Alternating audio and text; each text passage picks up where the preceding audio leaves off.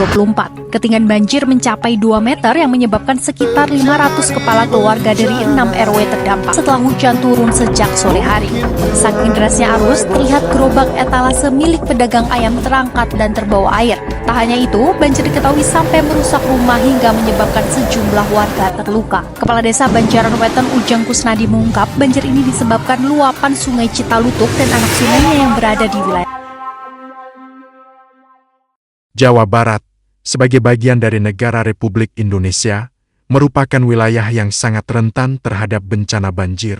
Namun hingga kini, prediksi risiko banjir yang komprehensif masih belum tersedia. Melihat kebutuhan tersebut, penelitian kami hadir untuk menawarkan sebuah solusi. Melalui pendekatan ilmiah dan teknologi pemodelan yang lebih akurat, kami berupaya memetakan potensi banjir sejak dini. Inilah kontribusi kami bagi bangsa agar mitigasi bencana dapat dilakukan lebih cepat, lebih tepat, dan lebih menyelamatkan. Penelitian kami mengambil judul prediksi risiko banjir di Jawa Barat berdasarkan analisis spasial, resistivitas, dan perubahan tutupan lahan dengan pendekatan machine learning. Penelitian ini direncanakan selama 2 tahun dan telah berhasil dijalankan selama 1 tahun. Penelitian ini masih sangat jarang dilakukan di Indonesia. Pada tahun pertama ini, kami mencoba berinovasi dengan peta jalan awal, yakni mengidentifikasi tutupan lahan dan prediksi risiko banjir di Jawa Barat dengan menggunakan citra satelit dengan pendekatan machine learning. Setelah keberhasilan tahun pertama ini, dengan berbagai kesulitan dan tantangannya, maka tahun kedua dilanjutkan dengan mengintegrasikan data drone dan data geofisika resistivitas untuk meningkatkan akurasi prediksi tahun pertama dari data lapangan. Mari kita ulas apa saja hasilnya. Pertama, kita awali dengan daerah yang merupakan ibu kota Jawa Barat, yaitu Kota Bandung. Kota Bandung adalah kota yang sering menjadi langganan banjir, tapi daerah mana sajakah yang wajib diwaspadai? Dengan memasukkan 100 data titik banjir dari data satelit, kemudian data titik-titik ini dilatihkan sebanyak 70% dan diuji sebanyak 30%. Kemudian data tersebut dilatihkan dan diujikan dengan faktor-faktor yang terkait dengan banjir. Sebanyak 20 faktor yang dipertimbangkan meliputi aktor topografi, hidrologi, tutupan lahan, klimatologi, geologi, dan infrastruktur. Dari 20 faktor yang terkumpul, 14 faktor terpilih sebagai faktor yang berkaitan erat dengan kejadian banjir. Faktor yang terpilih dipilih berdasarkan analisis pembelajaran mesin.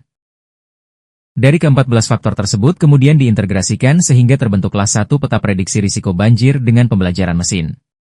Peta ini memberikan informasi daerah yang berisiko terhadap kejadian banjir yang dibagi menjadi 5 tingkatan, yaitu tingkat sangat rendah, very low, rendah, low, menengah, moderate, tinggi, high, dan sangat tinggi, very high.